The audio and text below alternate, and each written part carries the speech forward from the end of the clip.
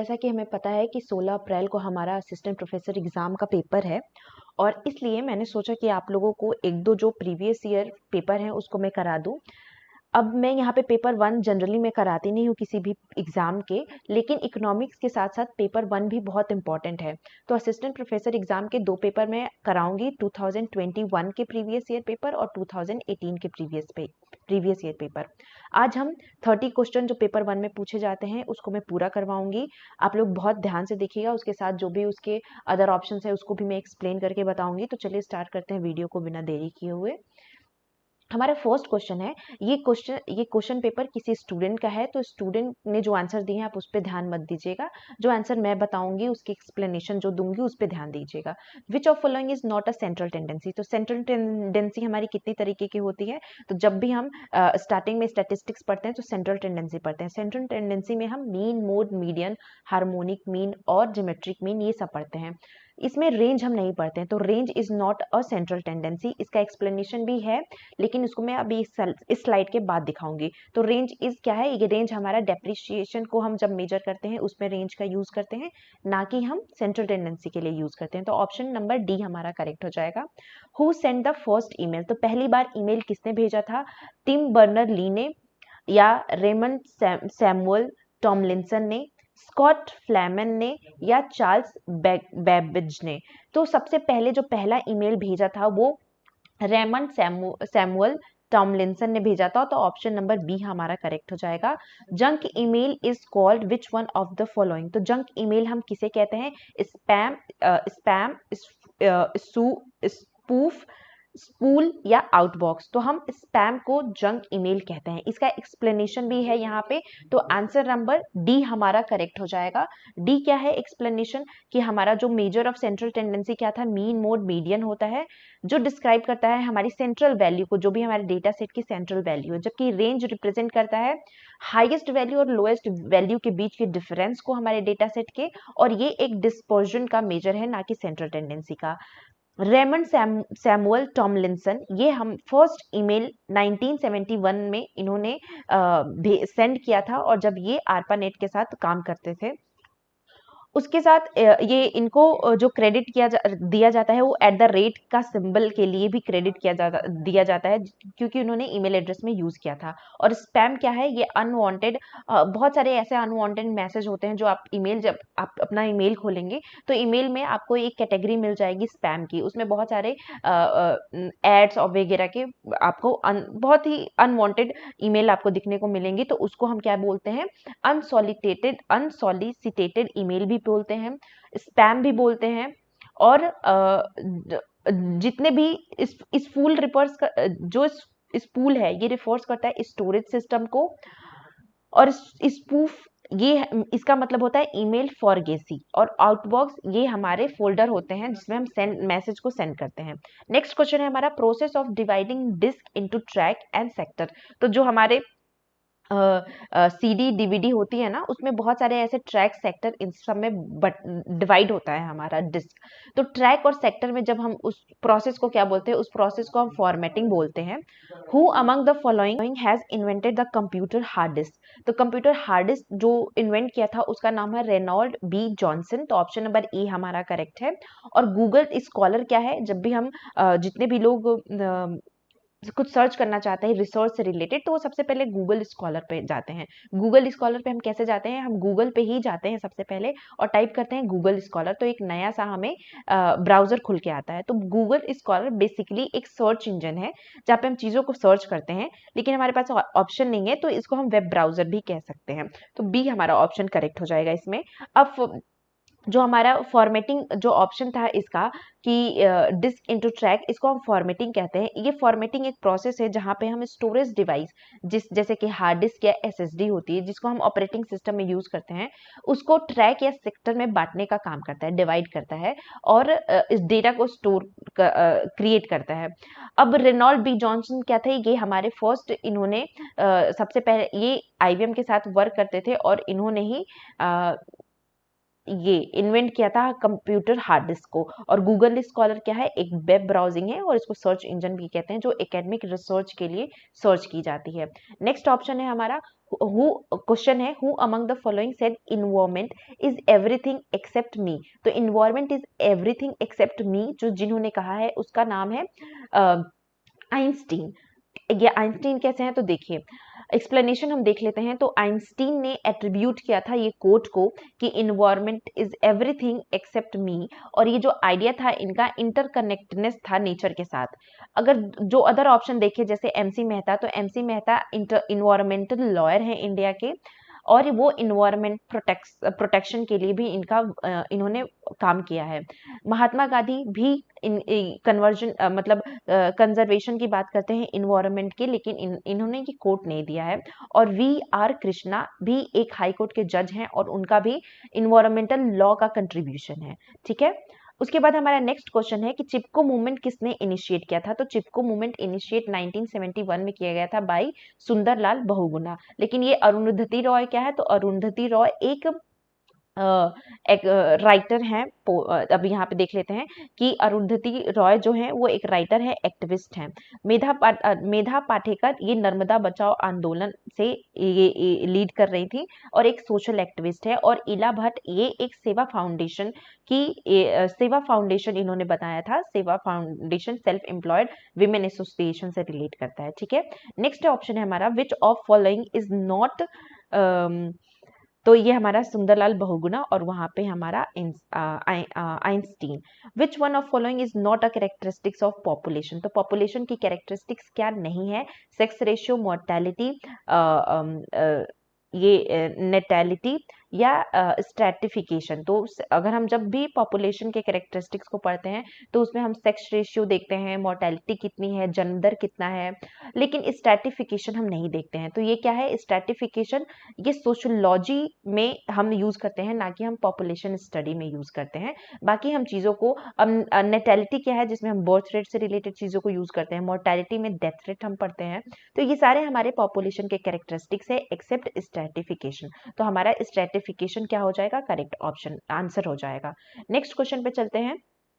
Which one of following country is devoid. Devoid मतलब कि जो इस कॉपर मिनरल रिसोर्स से इसका कोई लेना देना नहीं है, कौन सी ऐसी कंट्री है।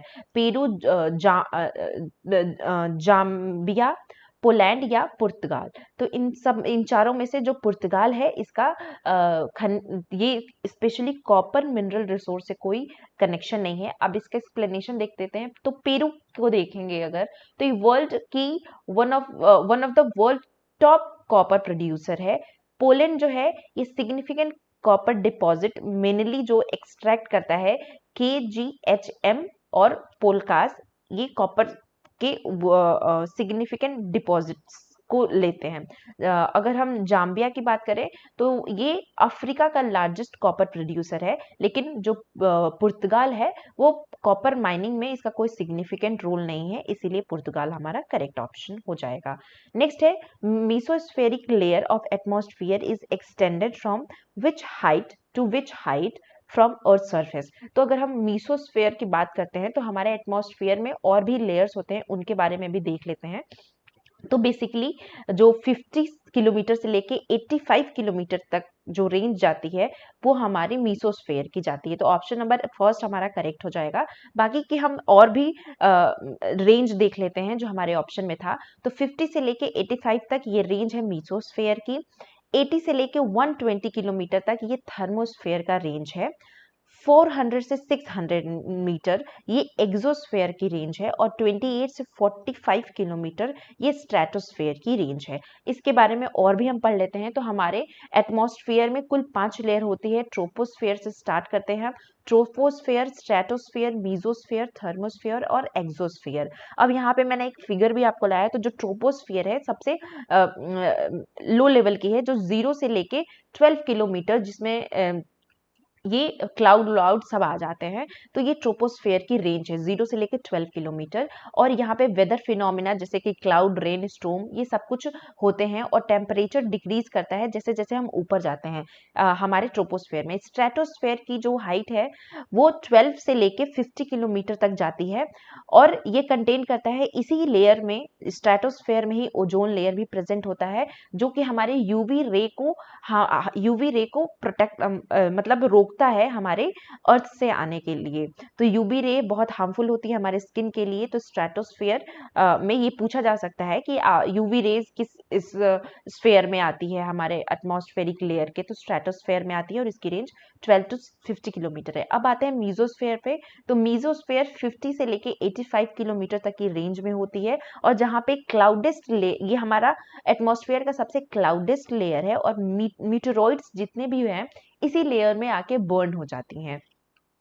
और उसके बाद आता है थर्मोस्फेयर। ये 85 से लेके 600 किलोमीटर तक की इसकी रेंज होती है, यानी कि उतनी हाइट पे होती है। और ये एक्सट्रीमली हॉट होता है ये यहाँ, क्योंकि यहाँ पे सबसे ज़्यादा सोलर रेडिएशन का एब्जॉर्प्शन होता है इस लेयर में। तो थर्मोस्फेयर में सबसे ज़्यादा सोलर रेडिएशन का एब्जॉर्प्शन होता है। इसमें ही जितने भी हमारे इंटरनेशनल स्पेस स्टेशंस हैं और ऑराज, ये सब कुछ थर्मोस्फेयर में ही होते हैं। और उसके बाद आता है एक्सोस्फेयर। तो एक्सोस्फेयर हमारे 600 से लेके पूरे ऊपर तक है, जहां तक हमारे अर्थ की अर्थ सरफेस, मतलब जो पूरा ऊपरी लेयर है उसको हम एक्सोस्फेयर कहते हैं, जो 600 किलोमीटर के ऊपर होती है हमारे अर्थ से। और ये आउटर मोस्ट लेयर है। ग्रेजुअली इसमें ये स्पेस में हम चले जाते हैं इसके बाद। और ये बहुत ज़्यादा अलग अलग सैटेलाइट्स और अलग अलग इसमें छोटे छोटे पार्टिकल्स को कंटेन करता है। अब हम आते हैं नेक्स्ट क्वेश्चन पे कि the marine national park is located in India. तो मरीन नेशनल पार्क इंडिया में कहाँ लोकेटेड है? Gulf of Kutch, Sundarban, Chilika lake या गल्फ ऑफ मन्नार? तो मरीन नेशनल पार्क हमारा गल्फ ऑफ मन्नार में लोकेटेड है। बाकी के और भी हम इसके ऑप्शंस को देख लेते हैं। तो गल्फ ऑफ कच्छ जो है ये गुजरात में है। यहाँ पे भी मतलब मरीन नेशनल पार्क है, लेकिन ये हमारा गल्फ ऑफ, जो मरीन नेशनल पार्क स्पेशली बोला गया है, लोकेट कहाँ करता है? तो ये गल्फ ऑफ मन्नार में करता है, ना कि गल्फ ऑफ कच्छ में करता है। सुंदरबन ये फेमस है मैनग्रोव फॉरेस्ट के लिए, और यहाँ पे रॉयल बंगाल टाइगर्स भी पाए जाते हैं।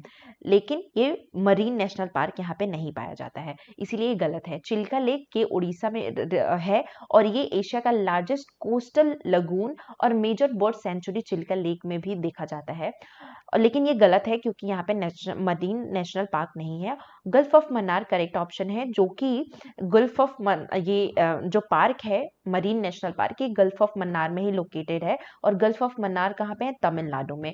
यहाँ पे ये 21 आइलैंड्स हैं, और जिसमें सबसे ज्यादा रिच मरीन बायोडाइवर्सिटी, जिसमें कोरल रीफ्स, सी टर्टल्स और डुगान्स, ये सब कुछ गल्फ ऑफ मन्नार में पाए जाते हैं। इसलिए ऑप्शन नंबर हमारा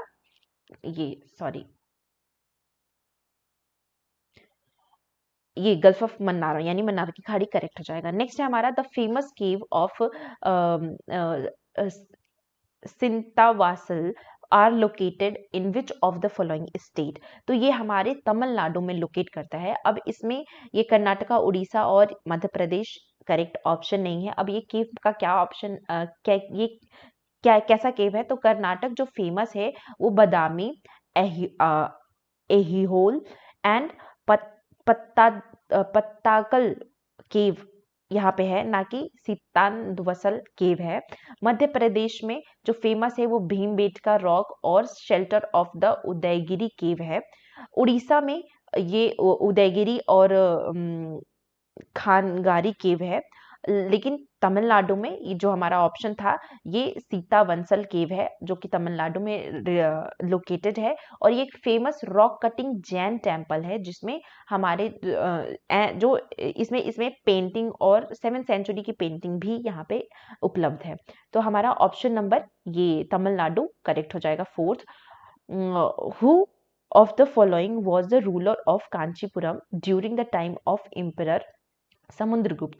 तो समुद्रगुप्त के काल में कांचीपुरम का कौन सा शासक था? तो समुद्रगुप्त के काल में जो कांचीपुरम में जो शासक था वो था हमारा ये विष्णु गोपा। ठीक है, तो विष्णु गोपा हमारा करेक्ट ऑप्शन हो जाएगा। विष्णु गोपा क्यों था, तो विष्णु गोपा जो रूलर था उसी टाइम समुद्रगुप्त के टाइम था, और यहाँ ये कहाँ पे मेंशन्ड है, तो ये Allahabad pillar inscriptions as one of the king defeated by him, ये समुद्रगुप्त के पीरियड में टाइम में, तो ये ऑप्शन नंबर हमारा डी करेक्ट हो जाएगा, विष्णु गोपा। ठीक है, नेक्स्ट क्वेश्चन पे चलते हैं कि where is the silent valley and evergreen tropical forest is located. तो साइलेंट वैली हमारी केरला में लोकेटेड है। बाकी इसकी एक्सप्लेनेशन मैं आपको बता दे रही हूँ। तो साइलेंट वैली हमारे केरला में लोकेटेड है। बाकी तमिलनाडु, ये हमारा, इसमें बहुत सारे हमारे फॉरेस्ट रिजर्व्स हैं, जैसे कि मुदुमली और अन्नामलाई। और महाराष्ट्र में हमारे रिच बायोडाइवर्सिटी प्लेसेस है, जैसे वेस्टर्न घाट और वेस्टर्न घाट्स हैं, टडोबा हैं। और आंध्र प्रदेश में हमारा ये नालमला हिल्स है, प्रेजेंट है, लेकिन साइलेंट वैली हमारा केरला में है। ठीक है, नेक्स्ट क्वेश्चन है हमारा, who was given title of अरशलामे जंग by the Mughal emperor Shah Alam. तो किसको ये अरशलाले जंग का उपाधि दी गई थी, तो रॉबर्ट क्लाइव को ये उपाधि दी गई थी अरशलाले जंग का। तो ये रॉबर्ट क्लाइव यहाँ पे एक्सप्लेनेशन है, आप इसको देख लीजिएगा, ये हिस्ट्री से रिलेटेड है। नेक्स्ट है हमारा कि हमें बहुत सारे ऐसे ऑप्शन दिए हुए हैं। जूट सबसे ज्यादा कहाँ पे होता है, टी कहाँ पे होता है, रबर और सुगर केन। तो सुगर केन उत्तर प्रदेश में होता है, नो डाउट। तो हमारा फोर्थ का फोर्थ होगा, तो फोर्थ का फोर्थ यहाँ भी है और यहाँ भी है, तो यानी कि ये दोनों तो कैंसल आउट हो गए। जो टी है, ये टी असम में बहुत ज्यादा फेमस है, तो यानी कि सेकंड का फर्स्ट होगा। तो सेकंड का फर्स्ट यहाँ भी है और यहाँ नहीं है, तो यानी कि ऑप्शन नंबर फर्स्ट हमारा करेक्ट हो जाएगा। जूट हमारा वेस्ट बंगाल में ज्यादा होता है और रबर केरला में फेमस है, तो ऑप्शन नंबर फर्स्ट हमारा करेक्ट हो जाएगा। नेक्स्ट है, in India which one of following is a constitutional body. तो कॉन्स्टिट्यूशनल बॉडी इंडिया में कौन सी है, तो हमारा जो इलेक्शन कमीशन ऑफ इंडिया है, ये कॉन्स्टिट्यूशनल बॉडी है। बाकी रिजर्व बैंक ऑफ इंडिया, ये इसका एक्सप्लेनेशन भी देख लेते हैं। तो जो हमारे सेंट्रल इंफॉर्मेशन कमीशन है, ये एक स्टैट्यूटरी बॉडी है, और ये किसके अंडर स्टैब्लिश्ड हुई थी, तो राइट टू इंफॉर्मेशन एक्ट के अंदर इस्टेब्लिश्ड हुई थी 2005 में। इलेक्शन कमीशन हमारा कॉन्स्टिट्यूशनल है, जो कि आर्टिकल 324 हमारे इंडियन कॉन्स्टिट्यूशन के अंडर आता है, और ये हमारा free and fair election conduct कराने का वादा करता है। रिजर्व बैंक इंडिया, ये रिजर्व बैंक इंडिया एक्ट के द्वारा आया था, ये एक स्टैट्यूटरी बॉडी है। स्टैट्यूटरी बॉडी ऐसी बॉडी को कहते हैं जो किसी एक्ट के द्वारा आती है, हमारे संविधान में नहीं होती है। तो स्टैट्यूटरी बॉडी और यूनिवर्सिटी ग्रांट कमीशन, ये भी हमारी एक स्टैट्यूटरी बॉडी है, जो यूजीसी एक्ट 1956 में आई थी, हायर एजुकेशन हमारे इंडिया को रेगुलेट करने के लिए। ठीक है, और 17 मैंने आपको एक्सप्लेन ही कर दिया। नेक्स्ट है, to value and preserve the rich heritage of our composite culture is a part of which part of constitution of India. तो जहां पे हम रिच हेरिटेज और ये सब हम कंस्टिट्यूट करते हैं, हम उसको फंडामेंटल ड्यूटीज बोलते हैं। तो ऑप्शन नंबर हमारा डी करेक्ट हो जाएगा। इसके एक्सप्लेनेशन को हम देख लेते हैं।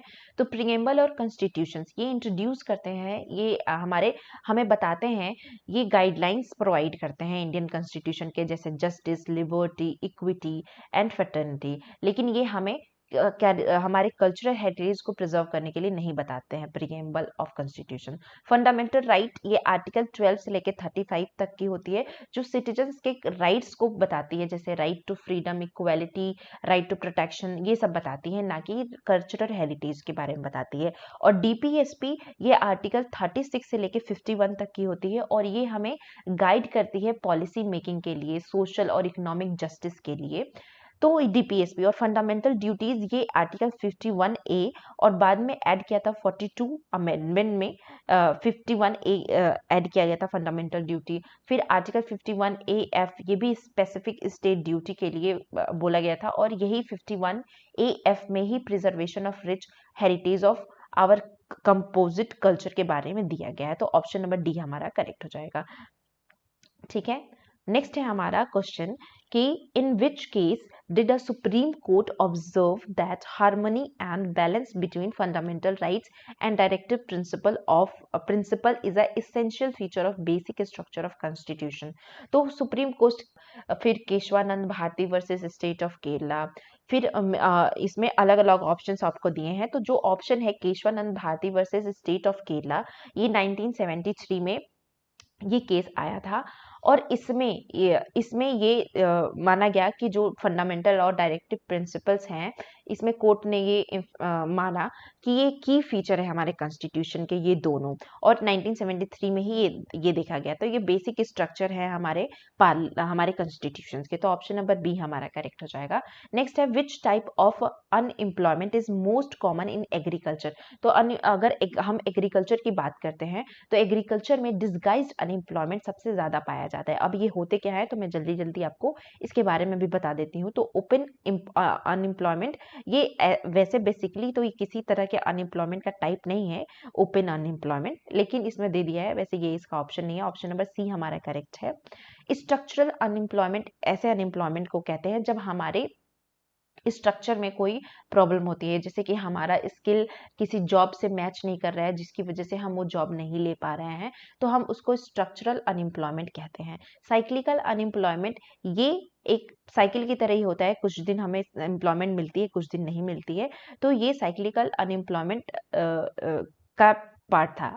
लेकिन डिस्गाइज्ड अनएम्प्लॉयमेंट ऐसे अनएम्प्लॉयमेंट को कहते हैं जहाँ पे जब कोई भी प्रोडक्शन हो रहा है एग्रीकल्चर में, सपोज 1 टन का गेहूं हम प्रोड्यूस कर रहे हैं 2 लोग मिलके इस खेत पे, और उसकी फैमिली के और 4 लोग मिलके भी 1 ही टन का प्रोडक्शन कर रहे हैं, तो कोई फर्क नहीं पड़ा। 2 लोग इनफ थे इसको प्रोड्यूस करने के, लेकिन ये जो 4 एक्स्ट्रा लोग लगे हैं, इनको कहते हैं डिसगाइज्ड अनएम्प्लॉयमेंट। इनके लगने से किसी भी तरह का प्रोडक्शन बढ़ा नहीं, और ये बस ऐसे एवी लगे हुए हैं, तो इसी को हम डिसगाइज्ड अनएम्प्लॉयमेंट कहते हैं। नेक्स्ट है हमारा with which of the following games Bombay gold cup is associated. तो बहुत सारे अलग अलग गेम्स कराए जाते हैं, तो बॉम्बे गोल्ड कप जो एसोसिएट करता है, ऑलरेडी आपको एक्सप्लेन किया है। अगर आपको फिर भी एक स्ट्रक्चर वे में चाहिए तो आप यहाँ पे देख लीजिएगा।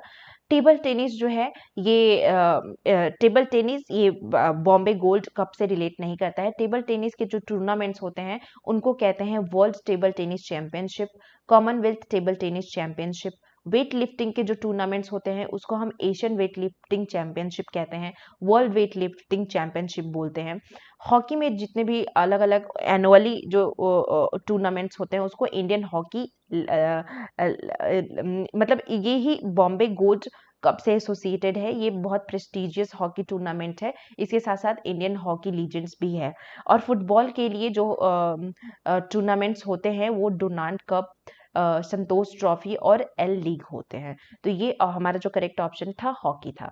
नेक्स्ट है हमारा the digestion of which of following is affected by stone present in gallbladder. यानी कि अगर गॉल ब्लैडर में हमारे स्टोन प्रेजेंट हो तो उसमें हमारे जो लीवर है या हमारा गॉल ब्लैडर है, ये अलग अलग तरह के जूस सिक्रीट करता है जो हमारे डाइजेशन में हेल्प करता है। अगर हमारे गॉल ब्लैडर में स्टोन हो गया तो क्या चीजें अफेक्ट होगी, क्या चीजें नहीं पच पाएगी, तो वो है फैट पचने में प्रॉब्लम होगी, क्योंकि गॉल ब्लैडर ही हमारा एक बाइल जूस क्रिएट करता है जो फैट को पचाने में हेल्प करता है। अब जैसे कि प्रोटीन जो है, ये हमारे प्रोटीन डाइजेशन मेनली ये हमारे स्टमक और स्मॉल इंटेस्टाइन के लिए होते हैं। जैसे कि ये प्रोटीन ये हमारे पेप्सिन और ट्राइपेप्सिन प्रोटीन को ब्रेक डाउन करते हैं, ये सारे एंजाइम्स। फैट जो है ये हमारे गॉल ब्लैडर से ही रिलीज होता है, एक बाइल जो हमारे फैट को ब्रेक डाउन करता है। अगर उसमें पथरी हो जाए तो हमारे उसमें प्रॉब्लम होती है, और तो इस वजह से पेट में अलग अलग तरह के सिम्टम्स लोगों को आते हैं। कार्बोहाइड्रेट, ये हमारा मुंह से ही स्टार्ट हो जाता है कार्बोहाइड्रेट का डाइजेशन, जिसमें हमारा सलाइवा और बाद में एट द लास्ट हमारा स्मॉल इंटेस्टाइन उसको पचाता है। और जो भी जो हमारी न्यूक्लिक एसिड है, डीएनए आरएनए, ये हमारे न्यूक्लियस को ब्रेक डाउन करती है, वो भी पेनक्रियाज में, गॉल ब्लैडर इससे रिलेटेड नहीं है। तो फैट हमारा करेक्ट ऑप्शन हो जाएगा। नेक्स्ट क्वेश्चन है हमारा the Samruddhi express belong to. तो समृद्धि एक्सप्रेस कहाँ से बिलोंग करती है, तो हमारा समृद्धि एक्सप्रेस बिलोंग करती है महाराष्ट्र से। तो ऑप्शन नंबर बी हमारा करेक्ट हो जाएगा। यहाँ पे मैंने एक्सप्लेनेशन भी दिया है, तो आप उसको जरूर देख लीजिएगा। नेक्स्ट है हमारा which state government has state Ankur scheme. तो अंकुर स्कीम ये एक मध्य प्रदेश की स्कीम है। यहाँ पे मैं आपको एक्सप्लेनेशन भी दिखा दे रही हूँ। ये मध्य प्रदेश की स्कीम है। ये इनकरेज करती है लोगों को कि वो ज़्यादा से ज़्यादा प्लांट लगाएं, और सिटीजन्स जितने भी इनिशिएटिव सिटीजन्स को ये इनिशिएटिव्स और इस स्कीम के अंदर उनको अवार्ड्स वगैरह भी दी जाती है। पंजाब केरला नहीं एसोसिएटेड है इससे, तो हमारा ऑप्शन नंबर फर्स्ट करेक्ट हो जाएगा। ये नेक्स्ट है, who is the following the author of the winning sixer. तो विनिंग सिक्सर के जो ऑथर हैं वो W.V. रमन है। ये एक पूर्व क्रिकेटर थे और इन्होंने ही इस बुक को लिखा है। और statistical age of a person is an example of the statistical age लोगों की क्या क्या हो सकती है। तो ये एक कंटिन्यूअस वेरिएबल है एज का, क्योंकि एज तो हमारी कोई भी हो सकती है ना, कि हम आज 26 सपोज हम 26 साल 7 महीने के हो गए हैं, तो हम इस तरीके से लिखेंगे। तो कंटिन्यूअस वेरिएबल में हम पॉइंट्स की वैल्यू को इंक्लूड करते हैं, जबकि डिस्क्रीट वेरिएबल डायरेक्ट ये हमारे नंबर्स को रिप्रेजेंट करते हैं। जैसे इसमें पॉइंट्स की वैल्यू नहीं इंक्लूड होती है। तो हमारा ऑप्शन नंबर फर्स्ट इसमें करेक्ट हो जाएगा। इसके एक्सप्लेनेशन को भी देख लेते हैं। तो ये जो हमारा बुक था winning runner the winning sixer, तो ये लिखा है W.V. रमन ने। राहुल द्रविड़ एक फेमस कोच हैं, और ये अनिल कुंबले ये हमारे क्रिकेटर हैं, मतलब फॉर्मर क्रिकेटर हैं, लेकिन इन्होंने ये नहीं लिखा है। इन्होंने वाइड एंजल नाम की एक बुक लिखी है अनिल कुंबले ने। और ये हमारे W.V. रमन ने ये द विनिंग सिक्सर और लीडरशिप लेसन फॉर क्रिकेट ये भी लिखा है बुक इन्होंने। और उसके बाद ये हमारे लास्ट में आते हैं श्रीकांत। ये एक मतलब क्रिकेटर है, इन्होंने ये बुक नहीं लिखी है। अगर हम कंटिन्यूअस वेरिएबल की बात करें तो कंटिन्यूअस वेरिएबल में हम ये वैल्यूज को लिख सकते हैं, ये कंटिन्यूअस स्टेप में होती हैं। जबकि क्वालिटेटिव में ये एक वेरिएबल हमारी कैटेगोरिकल वेरिएबल होती है, जिसमें हम लोगों की क्वालिटी, जेंडर, कलर, रंग ये सब देखते हैं, ना कि हम न्यूमेरिकल वैल्यू की बात करते हैं। डिस्क्रीट वेरिएबल में एक स्पेसिफिक वैल्यू को ली जाती है, जैसे कि कितने स्टूडेंट हैं, 20, 21, 22, तो वो हमारी डिस्क्रीट वेरिएबल होती है। और क्वालिटेटिव एंड डिस्क्रीट वेरिएबल ये दोनों इस हमारे क्वेश्चन से रिलेट नहीं था। नेक्स्ट क्वेश्चन है the variance for the standard deviation. तो अगर हम वेरिएंस स्टैंडर्ड डेविएशन को ही, अगर हमारा वेरिएंस 4 है, तो हम इसमें अगर रूट लगा देते हैं तो वो स्टैंडर्ड डेविएशन बन जाता है। तो अगर हम रूट लगा दिए 4 का, तो कितना आंसर आएगा 2। तो हमारा 2 करेक्ट ऑप्शन हो जाएगा। नेक्स्ट है हमारा, which of following is used to improve the teaching behaviour. अगर टीचिंग बिहेवियर को इम्प्रूव करने के लिए क्या चीजें यूज की जाती हैं? ऑटो इंस्ट्रक्शन यूज करते हैं, क्लासरूम इंटरेक्शन यूज करते हैं, माइक्रो टीचिंग या पैनल टीचिंग यूज करते हैं। तो टीचिंग बिहेवियर को इम्प्रूव करने के लिए हम माइक्रो टीचिंग का हेल्प लेते हैं। और characteristics of objective of test is, तो किसी भी टेस्ट की ऑब्जेक्टिव क्या होती है कि वो रिलायबल भी होना चाहिए और वैलिड भी होना चाहिए। ये एक क्वालिटी होती है, किसी भी कैरेक्टरिस्टिक्स होती है किसी भी टेस्ट की। इसका एक्सप्लेनेशन है, अब ये स्टैंडर्ड डेविएशन, ये वेरिएंस अंडर रूट वेरिएंस कर देते हैं तो स्टैंडर्ड डेविएशन निकल जाता है। और माइक्रो टीचिंग ये एक टीचर ट्रेनिंग टेक्निक है, जिसमें टीचर के बिहेवियर को इम्प्रूव करने में बहुत हेल्प करता है। माइक्रो टीचिंग में बहुत स्मॉल लेसन बनाए जाते हैं, और कंट्रोल्ड इन्वायरमेंटल फीडबैक भी प्रोवाइड की जाती है। तो वो एक इम्पॉर्टेंट फैक्टर है हमारे उसके लिए, टीचिंग बिहेवियर के लिए। और हमारा जो टेस्ट है, इसका कैरेक्टरिस्टिक्स होता है कि हमारा टेस्ट रिलायबल भी होना चाहिए और वैलिड भी होना चाहिए। जैसे कि रिलायबल का मतलब होता है कि अगर कोई रिजल्ट हमारा 1 टाइम करने पे आ रहा है, तो अगर हम बार बार उस टेस्ट को करते हैं तो सेम रिजल्ट हमें मिलना चाहिए, उसको हम रिलायबिलिटी ऑफ द टेस्ट कहते हैं। वैलिडिटी का मतलब होता है कि अगर हम उस पर कोई भी टेस्ट यूज करें तो वो हमेशा वही रिजल्ट आना चाहिए, वैलिडिटी हम उसे कहते हैं। तो टेस्ट का कैरेक्टरिस्टिक होता है कि वैलिड भी होना चाहिए और रिलायबल भी होना चाहिए। अब इसके बाद ये हमारे 2021 का क्वेश्चन था, पेपर 1 का। अब इकोनॉमिक्स का क्वेश्चन बचा हुआ है, जिसको मैं नेक्स्ट वीडियो में करूंगी। तो आज के लिए इतना ही। Thank you so much and stay tuned for next video.